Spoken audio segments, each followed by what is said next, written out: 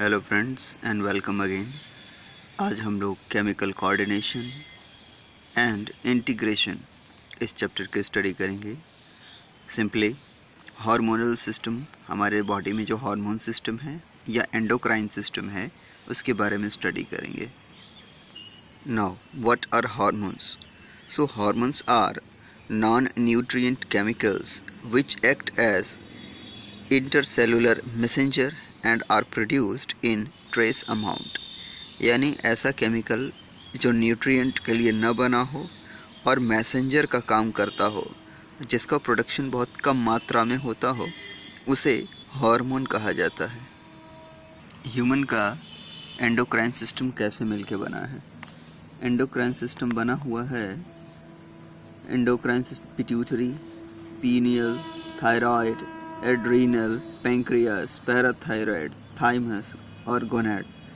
Mail में testis, female में ovary, ये मिल करके एंडोक्राइन सिस्टम बनाते हैं। इसके अलावा इसमें gastrointestinal tract, liver, kidney, heart ये भी इंक्लूड हैं। इस फिगर में इस एंडोक्राइन ग्लैंड्स की लोकेशन के बारे में दिया गया है। सबसे ऊपर ब्रेन का पोर्शन जो है वो हाइपोथैलेमस, पीनियल और उसके नीचे पिट्यूटरी है, देन नियर द थोरैक्स यहाँ पे थायराइड ग्लैंड होता है, उसी के अंदर पैराथायरॉइड्स होते हैं। फिर नीचे जहाँ पे ब्रोंकाई डिवाइड होती है यहाँ पे thymus gland, then small intestine के पास पैंक्रियास, किडनी के ऊपर एड्रीनल ग्लैंड्स, फीमेल में नीचे ओवरी होगी और मेल में टेस्टिस होगा। तो ये हो गया लोकेशन ह्यूमन बीइंग में। Now mechanism of hormone action. Hormone ठीक है कि हार्मोन मैसेंजर का काम करेंगे, लेकिन ये एक्शन कैसे करेंगे? तो हार्मोन एक्चुअली ऐसे पर्सन को आप समझ सकते हैं जो घर से निकलता और कहीं दूर जाके काम करता है। मीन्स हार्मोन जिस ग्लैंड से प्रोड्यूस होते हैं वहाँ से निकल के ब्लड के थ्रू कहीं और जाके काम करते हैं। So hormone produce their effects on the target tissue by binding to specific proteins called hormone receptor located in the target tissue only. ठीक है, टारगेट टिश्यू पे ही पहुँच के काम करेंगे ये। अब हार्मोन के कई तरीके हो सकते हैं इससे जुड़े हुए एक्शन से। जैसे अगर सेल की मेम्ब्रेन पे हार्मोन रिसीव होता है तो इसे मेम्ब्रेन बाउंड रिसेप्टर्स कहा जाता है। This type of receptors are called membrane bound receptors. जबकि ऐसे रिसेप्टर जो सेल के अंदर हों, टारगेट सेल के अंदर हों, तो उसे इंट्रासेलुलर रिसेप्टर कहा जाता है न्यूक्लियस के आसपास। Beside a hormone to its receptor leads to the formation of hormone receptor complex.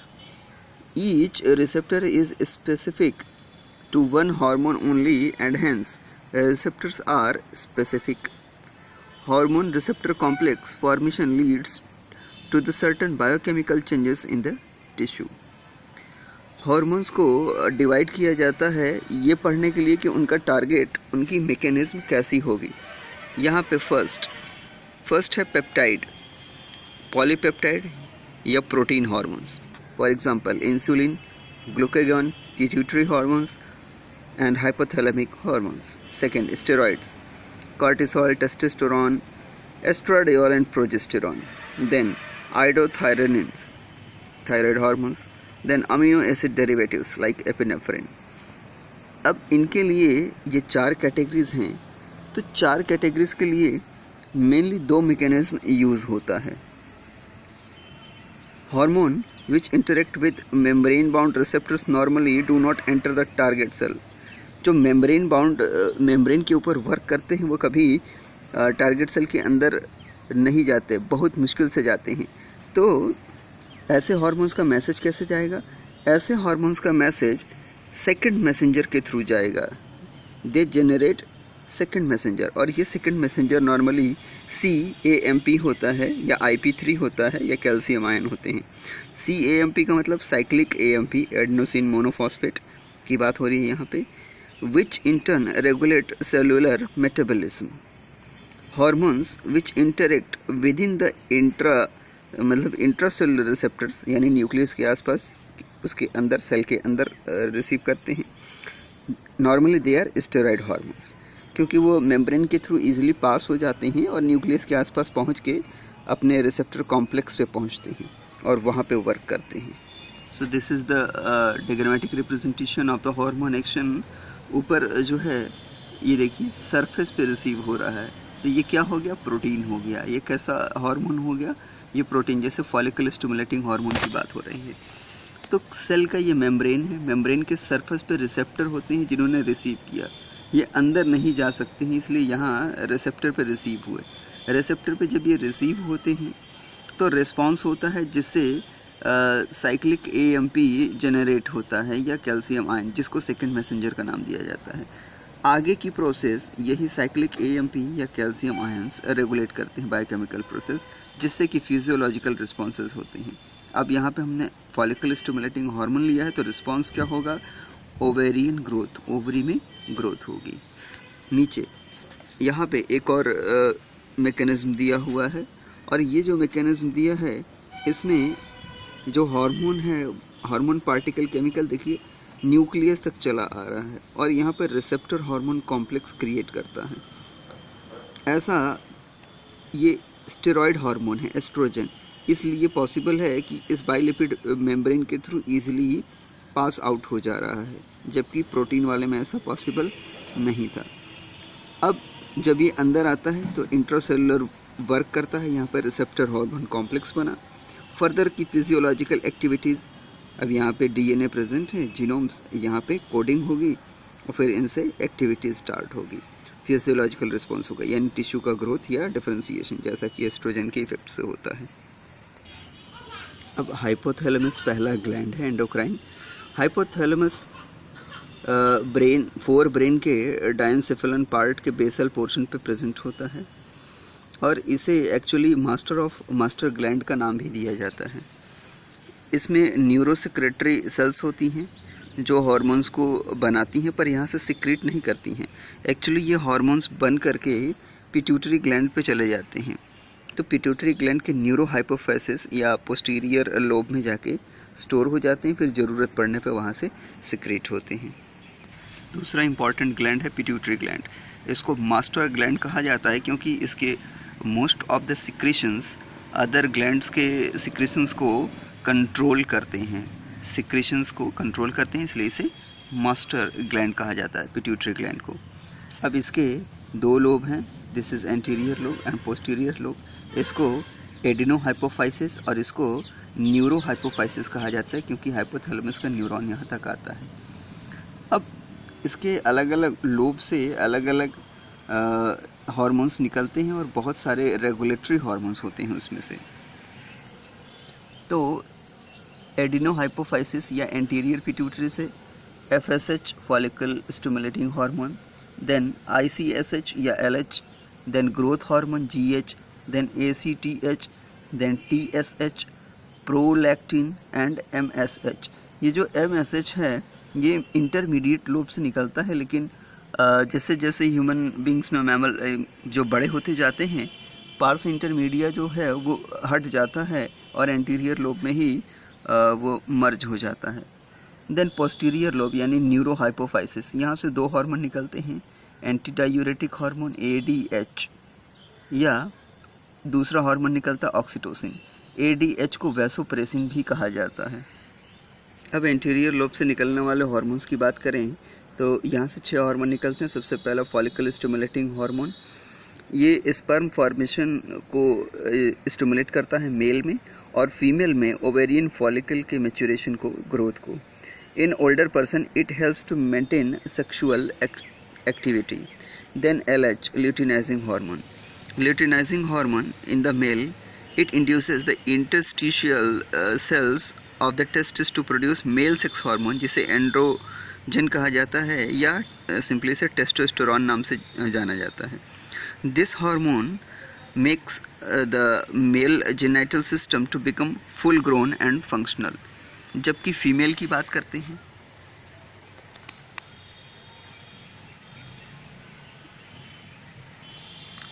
Female में ल्यूटिनाइजिंग हार्मोन ओव्यूलेशन कराता है मेंस्ट्रुअल साइकिल के मिड में LH का लेवल बढ़ जाता है जिससे कि ओवुलेशन होता है। Then secretion of female sex hormone जैसे कि एस्ट्रोजन वगैरह, और इसको भी स्टिमुलेट कराता है कार्पस लूटियम वगैरह से, जिसको कि प्रोजेस्टेरॉन कहा जाता है। FSH and LH hormone together referred as gonadotrophic hormones GTH और gonadotrophins. Next is thyroid stimulating hormone. तो थायराइड स्टिमुलेटिंग हार्मोन को थायरोट्रोपिन भी कहा जाता है। It stimulates the thyroid and production of thyroid hormones like T3 T4। Then adrenocorticotropic hormone ACTH or simply adrenocorticotrophin. It stimulates the adrenal cortex to grow and secrete the glucocorticoids and mineralocorticoids hormones. Somatotrophic hormone या growth hormone इसे कहा जाता है। Growth hormone body की normal growth के लिए बहुत ज़रूरी होता है और डिवीज़न, कैल्शियम रिटेनिंग, इन सब के लिए बहुत ही ज़रूरी होता है। नॉर्मल मनुष्य के आकार के लिए ग्रोथ का हार्मोन का निकलना निश्चित है। अगर ग्रोथ हार्मोन कम निकले तो डॉर्फिज्म की समस्या हो जाती है। डिसऑर्डर्स की बात करते हैं तो डॉर्फिज्म की समस्या हो जाती है, और ऐसे जो डॉर्फ होते हैं ये एक और हार्मोन होता है जैसे कि थायराइड हार्मोन कहते हैं, उसके भी उसकी भी डेफिशिएंसी से बौने पैदा होते हैं, डॉर्फ पैदा होते हैं। लेकिन the pituitary drops produced by the deficiency of growth hormone differ from the deficiency of thyroid hormone having normal intelligence. Growth hormone की वजह से जो बौने पैदा होते हैं इनका इंटेलिजेंस नॉर्मल होता है, जबकि जो थायराइड हार्मोन की वजह से बौने होते हैं वो मंद बुद्धि किस्म के होते हैं। दूसरा प्रॉब्लम है गिगेंटिज्म।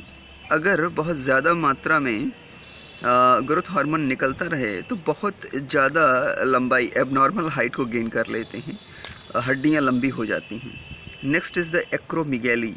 एक्रोमिगैली वो कंडीशन है जब एक हार्मोन के निकलने, ग्रोथ हार्मोन के निकलने की एज 22 से 25 साल मानी जाती है मैक्सिमम।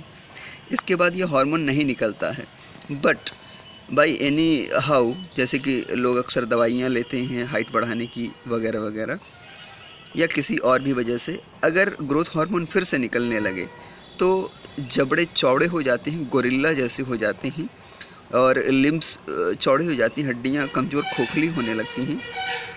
तो इस स्ट्रक्चर को एक्रोमिगैली कहा जाता है। See this structure, this is by the action of acromegaly condition by the action of growth hormone after normal period of secretion. Then next is prolactin hormone या leukotropic hormones. So leukotropic hormone या prolactin hormone stimulate करता है milk glands की growth के लिए during the pregnancy and secretion of milk after the delivery in male and in women who are not breastfeeding. A prolactin inhibiting hormone produced by the hypothalamus suppresses prolactin synthesis in the anterior pituitary. The inhibition is removed by nursing mothers by nerve impulses when the infant sucks on the nipple. Next hormone है MSH, melanocyte stimulating hormone. Actually ये black colour का pigment melanin होता है जो कि skin में बनता है, उसके डिस्पर्सल और फॉर्मेशन उसके सिंथेसिस के लिए रिस्पॉन्सिबल होता है। तो नॉर्मली जो ह्यूमन बीइंग थोड़े डार्क कलर के होते हैं या गेहुए कलर के होते हैं उनमें MSH की लेवल थोड़ी सी ज़्यादा होती है। जो बिल्कुल वाइट होते हैं उनमें MSH नहीं होता है, तो ऐसे लोगों को स्किन डिसीजेस हो जाती हैं जो बिल्कुल वाइट होते हैं। इसलिए मेलानिन पिगमेंट का होना ज़रूरी है। और अलग अलग कलरेशन जो सर्ट कुछ मैमल्स, कुछ एनिमल्स में पाया जाता है, sorry not in mammals, like fishes and amphibians. तो इस तरह से MSH को वहाँ देखा गया है। बाकी ह्यूमन बीइंग में बस स्किन कलर से ही रिलेटेड है और कोई ख़ास वर्क नहीं है। अब बात करते हैं पोस्टीरियर लोब की। पोस्टीरियर लोब से पहला हार्मोन निकलता है ऑक्सीटोसिन। ऑक्सीटोसिन एक्चुअली बहुत काम का हार्मोन होता है, वैसे सारे हार्मोन बहुत काम के होते हैं। ऑक्सीटोसिन जब निकलता है तो यूटेरस की वॉल को ये चौड़ा करता है, यूटेरस की वॉल को वाइड करता है at the time of baby delivery. या जब बच्चे ब्रेस्ट को सक करते हैं पहली बार, तब उसको एक्टिवेट करता है ग्लैंड्स को. It induces the contraction of smooth muscles of uterus during the birth of young one and myoepithelial cells of the mammary gland to cause release of milk during the sucking by infant. इसी कारण oxytocin को birth hormone और milk ejecting hormone भी कहा जाता है. अब दूसरा हार्मोन जो यहाँ से निकलता है वो है वैसोप्रेसिन. इसे एंटी डायूरेटिक हार्मोन कहा जाता है. It decreases the loss of water in urine by increasing the reabsorption of water in distal convoluted tubule or collecting tubules in the kidney. इस हार्मोन का एक्शन मैंने पिछले वीडियो में भी बताया है जिसमें एक्सक्रीशन की बात की गई है. एक्चुअली अगर ये कम मात्रा में निकले तो शरीर से पानी बहुत ज़्यादा निकल जाएगा, जिससे डायबिटीज़ इंसिपिडस वाली कंडीशन क्रिएट हो जाएगी. एक्चुअली वैसोप्रेसिन का नाम वैसोप्रेसिन इसलिए पड़ गया क्योंकि ये स्मूथ मसल्स के जो आर्टेरियोल्स होते हैं उनको सिकोड़ता है, कंस्ट्रिक्ट कराता है, तो इसलिए इसका नाम वैसोप्रेसिन पड़ गया. डिसऑर्डर्स की बात करें तो डायबिटीज़ इंसिपिडस की बात करते हैं. इसकी अगर कमी हो जाए तो शरीर से पानी निकल जाएगा, किडनी में छन के रीअब्जॉर्प्शन नहीं हो पाएगा. इसीलिए इसको एंटी डायूरेटिक हार्मोन को बहुत महत्व दिया जाता है कि निश्चित मात्रा में निकले, अन्यथा डायबिटीज़ इंसिपिडस की डिजीज़ हो जाएगी जिससे पेशेंट की डेथ हो जाती है. Next is pineal gland. Pineal gland is located on the dorsal side of forebrain. Forebrain के डॉर्सल साइड में पीनियल होता है. Pineal secretes a hormone called melatonin. Melatonin plays an important role in the regulation of 24-hour rhythm of our body. Simply इसको biological clock कहा जाता है. कब हमको जागना है, कब सोना है, कब उठना है, अपनी गर्लफ्रेंड से मिलने कब जाना है, या जब भी इस तरह का कोई चीज़ हम अपने दिमाग में फिक्स करते हैं कि हमें कब क्या करना है, तो इसको रेगुलेट करने वाली जो बॉडी में क्लॉक होती है जिसे बायोलॉजिकल क्लॉक कहते हैं, उसको रेगुलेट करने का काम पीनियल ग्लैंड का मेलेटोनिन ही करता है. Thyroid gland. Thyroid gland actually दो लोब में बटा होता है और ट्रैकिया के अगल बगल होता है. जहाँ पे ये कनेक्टिव टिश्यू के फ्लिप से जुड़े होते हैं उसी फ्लिप को इस्थमस का नाम दिया जाता है. Thyroid gland is composed of follicles and stromal tissues. Each thyroid follicle is composed of follicular cells enclosing cavity. The follicular cells synthesis two type of hormones, first T4 and T3, that is tetraiodothyroin और या इसे thyroxine कहते हैं, या triiodothyrin. Iodine is essential for the normal rate of hormone synthesis in the thyroid. इसीलिए कहा जाता है कि भोजन में आयोडीन की निश्चित मात्रा प्रतिदिन अवश्य लें, क्योंकि इससे T3 और T4 का निर्माण होता है जो हमारे शरीर की मेटाबॉलिक एक्टिविटी के लिए बहुत इंपॉर्टेंट होते हैं. Deficiency of iodine in our diet results hypothyroidism and enlargement of thyroid gland. जब थायराइड ग्लैंड बड़ा होने लगता है, एडम्स जो बड़ा होने लगता है, तो एडम एप्पल के बड़े होने की उसी कंडीशन को हम गॉइटर या घेंघा कहते हैं. Hypothyroidism during the pregnancy cause the defective development and maturation of the growing baby leading to the stunted growth and mental retardation. बौना भी हो जाएगा बेबी जो पैदा होगा, साथ ही साथ उसकी इंटेलिजेंस कम होगी और वो डीफ हो सकता है, स्किन में प्रॉब्लम हो सकती है, साथ ही साथ मेंटल रिटार्डेशन भी होगा. मेंस्ट्रुअल साइकिल भी इरेगुलर हो जाती है. Due to the cancer of thyroid gland और due to the development of nodules of the thyroid glands, the rate of synthesis and secretion of the thyroid hormone is increased to the abnormal high levels, leading to the condition in hyperthyroidism which affect the body physiology. और ऐसी condition में फिर आदमी बहुत ज़्यादा दिन जी नहीं पाता है, क्योंकि बॉडी की एक्टिविटी, उसकी बेसल मेटाबॉलिक रेट बहुत ज़्यादा हो जाती है, जिसकी एनर्जी रिक्वायरमेंट पूरी नहीं कर पाती है बॉडी. तो ये है थायराइड और parathyroids. So this is the thyroid trachea के अगल बगल. और इसी थायराइड में 1, 2, 3, 4 ये एच शेप्ड में नॉर्मली होते हैं. यहाँ इस फिगर में बहुत अच्छे से क्लियर नहीं है, but this are parathyroids. Parathyroid gland क्या करता है? पैराथायरॉइड हार्मोन सिक्रीट करता है और ये कैल्शियम आयन के लेवल को रेगुलेट करते हैं, जो पैराथायरॉइड हार्मोन्स होते हैं। ये कुल मिला के पेप्टाइड हार्मोन होते हैं। पैराथायरॉइड हार्मोन कैल्शियम को एब्जॉर्ब कराने और उसको इंक्रीज़ कराने में, ब्लड लेवल में हेल्प करते हैं। Parathyroid hormone act on bone and stimulates the activity of bone reabsorption. The parathyroid hormone also stimulates the reabsorption of calcium by the renal tubules. इसका इफ़ेक्ट रीनल ट्यूब्यूल्स पे भी होता है। अब बात करते हैं थाइमस ग्लैंड की। तो थाइमस ग्लैंड एक्चुअली हमारे इम्यून सिस्टम से जुड़ा हुआ ग्लैंड है। इसका नाम बहुत आता है और यहाँ से थाइमोसिन नाम का हार्मोन निकलता है। थाइमोसिन जो है एक मेजर रोल प्ले करता है टी लिम्फोसाइट्स के डिफरेंशिएशन में, which provide cell mediated immunity. T lymphocyte cell mediated immunity provide करती हैं। बच्चों में ये ज़्यादा एक्टिव होते हैं और बहुत अच्छे से वर्क ये करते हैं। धीरे धीरे जब मैच्योरेशन आने लगती है, थाइमस ग्लैंड की एक्टिविटी कम होने लगती है। In addition to thymosin also promotes production of antibodies to the humoral immunity. Thymus is degenerated in old individuals. जैसा कि मैंने बताया कि धीरे धीरे ये गायब होने लगता है, तो इस तरह से थाइमोसिन भी कम हो जाता है, इम्यून रिस्पॉन्स भी कम होने लगता है। तो जैसे जैसे आदमी बड़ा होता जाता है वैसे वैसे इम्यूनिटी कम होती जाती है due to the inactivity of thymus gland. Next is adrenal glands. Renal means kidney, kidney के ऊपर एड, तो एड्रीनल यानी किडनी के ऊपर बसा हुआ ग्लैंड, जिसको एड्रीनल ग्लैंड बोलते हैं। इसको जब काट के देखते हैं हम लोग टीएस में सेक्शन में, तो इसमें बीचों बीच सेंट्रली लोकेटेड एड्रिनल मेडुला होता है और पेरीफेरी पे आउटसाइड में एड्रिनल कॉर्टेक्स होता है। सो दिस इज़ द किडनी और ये इसका सेक्शन है, ये एड्रिनल मेडुला और ये बाहर बाहर येलो कलर का, दिस इज़ एड्रिनल कॉर्टेक्स। अब इस ग्लैंड के हार्मोन्स की बात करें तो सबसे मज़ेदार मेडुला से निकलने वाले दो हार्मोन होते हैं।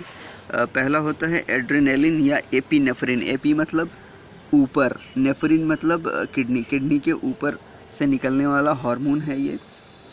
और दूसरा हार्मोन जो निकलता है वो इसी का जस्ट भाई होता है, लेकिन उल्टा काम करता है, जुड़वा भाई होता है पर काम उल्टा है इसका, नॉर एड्रेनालिन या नॉर एपिनेफ्रिन।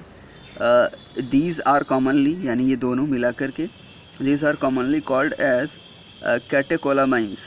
तो catecholamines actually adrenaline or noradrenaline rapidly secreted in response to stress condition or during the emergency situations, और इसीलिए इनको इमरजेंसी हार्मोन कहा जाता है, या हार्मोन्स ऑफ फ्लाइट और फाइट, मारो और भागो हार्मोन कहा जाता है इन्हें। इनको ट्रिपल एफ हार्मोन भी कहा जाता है। एफ एफ एफ, पहले एफ से फाइट, दूसरे से फ्राइट और तीसरे से फ्लाइट। पहले मारो, फिर डर गए, फिर थोड़ा सा डर लगा कि अब क्या होगा, फिर फ्लाइट, भागो भागो जल्दी भागो। सो दीज आर मारो और भागो हार्मोन, that is fight and flight.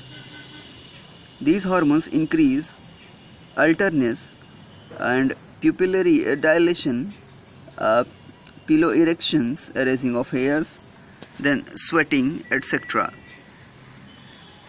Now the next is adrenal cortex is divided into three layers. First is called zona reticularis, inner layer, then zona fasciculata, middle layer, then zona glomerulosa, outer layer. The adrenal cortex secrete many hormones, बहुत सारे हैं, ऐसा कहा जाता है कि इसको count करना भी मुश्किल हो जाता है, which are commonly called as corticoids. इसमें ग्लूकोकॉर्टिकॉइड्स और मिनरलोकॉर्टिकॉइड्स हैं। ऐसे कॉर्टिकॉइड जिनसे कार्बोहाइड्रेट की मेटाबॉलिज्म होती है उन्हें ग्लूकोकॉर्टिकॉइड्स कहा जाता है। In our body cortisol is the main glucocorticoid. Corticoids which regulate the balance of water and electrolyte in our body is called mineralocorticoid. Aldosterone is the main mineralocorticoid in our body. Now, aldosterone act mainly at the renal tubule and stimulate the reabsorption of sodium and water and excretion of potassium and phosphate ion. Thus, aldosterone helps in the maintenance of electrolyte, body fluid volume, osmotic pressure and blood pressure. अब small amount of androgenic steroids also secreted by the cortex of adrenal gland, which play an role in the growth of axial hair, pubic hair and facial hair during the puberty. यौवन अवस्था के समय pubic hair, facial hair की normal growth में भी cortex के hormone role play करते हैं. Next gland is pancreas. Pancreas एक हेट्रोक्राइन ग्लैंड है, मतलब इसमें एक्सोक्राइन और एंडोक्राइन दोनों हिस्से होते हैं. एंडोक्राइन हिस्से की बात करें तो यहाँ से आइसोलेट्स ऑफ लैंगरहैंस होती हैं, जिसमें अल्फ़ा, बीटा, डेल्टा और गामा सेल्स होती हैं, जिसमें से अल्फ़ा और बीटा सेल्स ज़्यादा इम्पॉर्टेंट हैं. अल्फ़ा सेल से ग्लूकागॉन हार्मोन निकलता है, जबकि बीटा सेल से इंसुलिन निकलता है. याद करने वाली बात है, अल्फ़ा सेल से ग्लूकागॉन और बीटा सेल से इंसुलिन. इसके अलावा डेल्टा सेल से सोमेटोस्टेटिन भी निकलता है. ये पेंक्रियास का टीएस है, एक मैमेलियन पेंक्रियास का. अगल बगल जो फ्लावर लाइक स्ट्रक्चर्स दिख रहे हैं, दिस आर क्रिप्ट्स ऑफ लेबरकुहन. ये एक्सोक्राइन पार्ट है, जबकि बीच में जो सेल्स दिख रही हैं, this are different shape and sizes of, ये आइसोलेट्स ऑफ लैंगरहैंस कहे जाते हैं. ये अल्फ़ा, बीटा, डेल्टा और गामा वगैरह सेल से मिलकर बनी होती हैं. सो यहीं से हार्मोन्स निकलते हैं. This are the alpha cells, these are the beta cells, and it is collectively known as, and this is the delta cell, and this is collectively known as isolates of Langerhans. Langerhans ने खोजा था इसलिए. अब glucagon एक peptide hormone है जो normal blood में glucose के लेवल को मेंटेन करने में हेल्प करता है. Glucagon acts mainly on the liver cells, that is hepatocytes, and stimulates glycogenolysis. जो ग्लाइकोजन स्टोर होता है उसकी ब्रेकडाउन करा देता है, ग्लूकोज में कन्वर्ट कर देता है, जिससे कि ब्लड में शुगर बढ़ती है और फिर बाद में हमें उसी शुगर से एनर्जी मिलती है, मतलब ग्लूकोज से फिर एनर्जी मिलती है. इस कंडीशन को हाइपरग्लाइसीमिया, हाइपर मीन्स अधिक, ग्लाइसीमिया मतलब ग्लूकोज, ब्लड का ग्लूकोज, ग्लाइसीमिया बढ़ गया. In addition to this hormone stimulates the process of gluconeogenesis, यानी ग्लूकोज का बनना किसी और सोर्स से अदर देन कार्बोहाइड्रेट, जैसे प्रोटीन या फैट या किसी और चीज़ से जब बनता है तो उसको ग्लूकोनियो, नियो मीन्स नया, नए तरीके से ग्लूकोज का निर्माण कराता है, जो कि हाइपरग्लाइसीमिया को बढ़ाता है. Glucagon reduces the cellular glucose uptake and utilization. Thus glucagon is hyperglycemic hormone. इसके अलावा अब इंसुलिन की बात करते हैं. तो इंसुलिन भी पेप्टाइड हार्मोन है जो कि मेजर प्ले रोल करता है ग्लूकोज की होम्योस्टेसिस में. Insulin act mainly on hepatocyte and adipocyte. Adipose tissue की जो सेल होती है उनको एडिपोसाइट कहा जाता है. And enhances the cellular glucose uptake and utilization. अब सेल में ग्लूकोज अपटेक होगी तभी तो एनर्जी बनेगा. So there is a rapid movement of glucose from blood to the hepatocyte and adipocyte, और इस तरह से ब्लड में ग्लूकोज कम हो जाती थी. इसको हाइपोग्लाइसीमिया कहते हैं. Insulin also stimulates the conversion of glucose to glycogen. Glucose को ग्लाइकोजन में बदल देता है टारगेट सेल के अंदर. The glucose homeostasis in the blood is thus maintained by jointly by the two hormones insulin और ग्लूकागॉन. ये दोनों मिल करके ब्लड में जो ग्लूकोज का लेवल है उसको कंट्रोल करते हैं.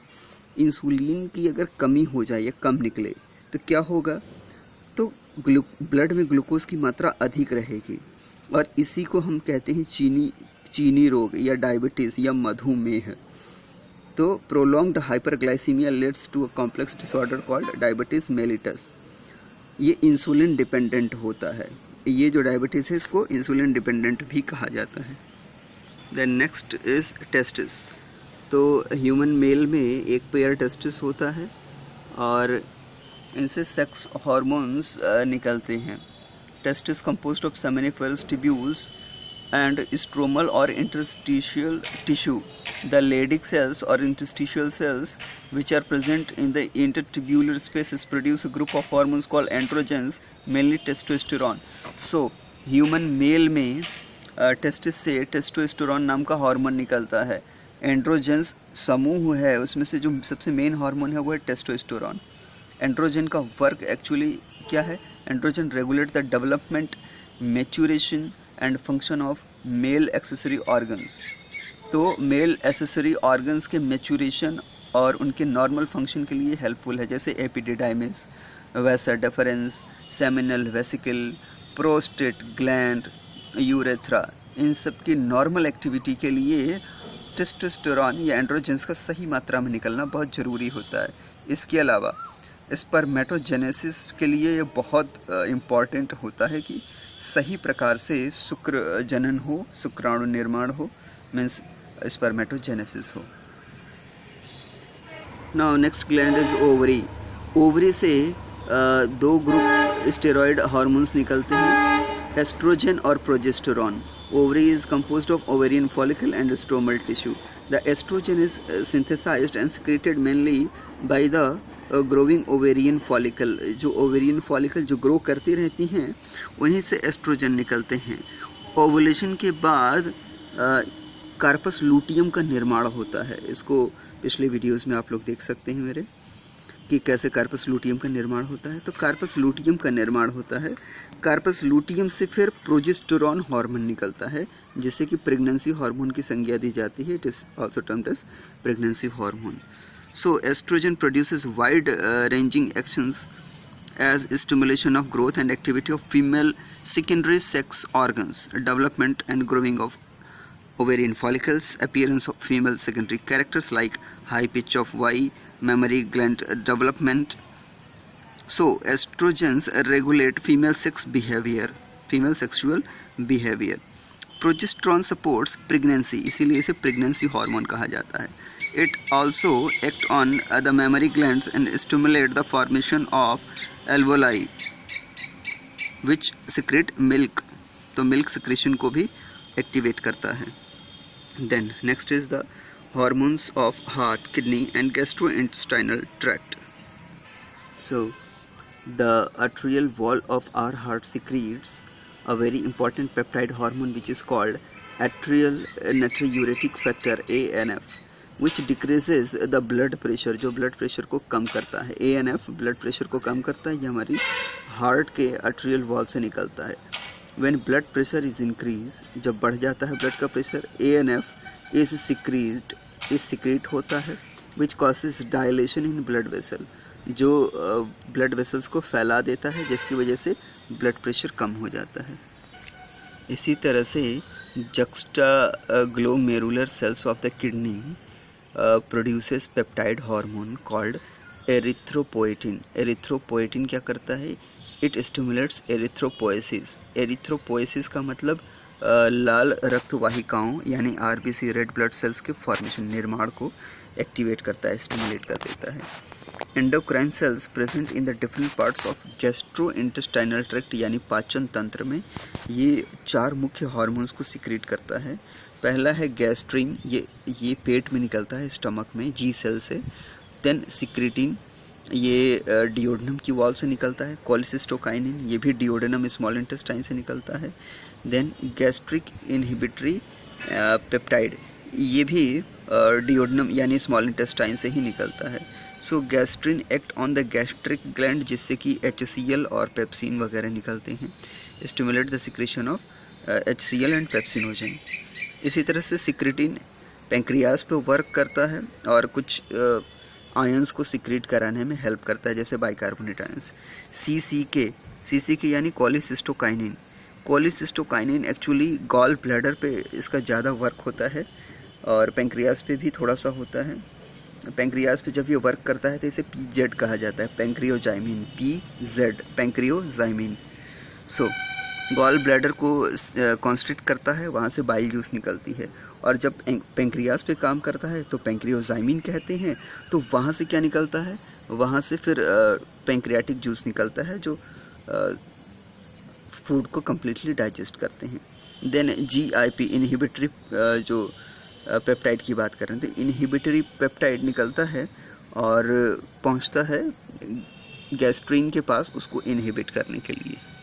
होम्योस्टेसिस को कैसे हार्मोन्स फीडबैक से चलाते हैं, इसको देखते हैं। कोई बाहरी स्टिमुलस मिलता है, एक्सटर्नल स्टिमुलस, नर्वस सिस्टम उसे रिसीव करता है, तब हाइपोथैलेमस पे वर्क होता है। हाइपोथैलेमस TSH रिलीजिंग हार्मोन को एक्टिवेट करती है, जिससे एंटीरियर पिट्यूटरी लोब एक्टिवेट होता है। Then thyroid stimulating hormone, thyroid active होता है, थायरॉक्सिन, और टारगेट सेल पे मेटाबॉलिज्म होती है। ये प्रोसेस चलता ही रहता है, लेकिन जब ये वर्क टारगेट हमारा पूरा हो गया, यानी रेगुलेशन हो गया मेटाबॉलिज्म का, और तब भी ये एक्सटर्नल स्टिमुलस आ रहा है, तो थायरॉक्सिन का लेवल बढ़ता जाएगा। जब इसका लेवल बहुत ज़्यादा बढ़ेगा तो ये क्या करेगा, ये ऊपर निकलेगा और एंटीरियर पिट्यूटरी को कहेगा बस स्टॉप, लेवल बहुत ज़्यादा है, स्टॉप हो जाएगा। या ये डायरेक्टली हाइपोथैलेमस को जाएगा, कहेगा yes the work is now completed. तो इस तरह इसको बोलेंगे इनहिबिटरी इफेक्ट, यानी नेगेटिव फीडबैक हो गया ये। दूसरा तरीका क्या है कि नीचे का वर्क पूरा हो जाने के बाद थायराइड स्टिमुलेटिंग हार्मोन्स का लेवल जब बढ़ जाता है तो ये डायरेक्टली हाइपोथैलेमस को जाके इसको स्टॉप कर देते हैं, जिससे नीचे की प्रोसेस स्टॉप हो जाती है। अब थायराइड के अलावा ब्लड में ग्लूकोज का लेवल भी एक ऐसा चीज़ है जो कि नेगेटिव फीडबैक कंट्रोल रखता है। जैसे कार्बोहाइड्रेट रिच मील यानी भोजन हमने लिया, जिसकी वजह से ब्लड में ग्लूकोज लेवल बढ़ गया।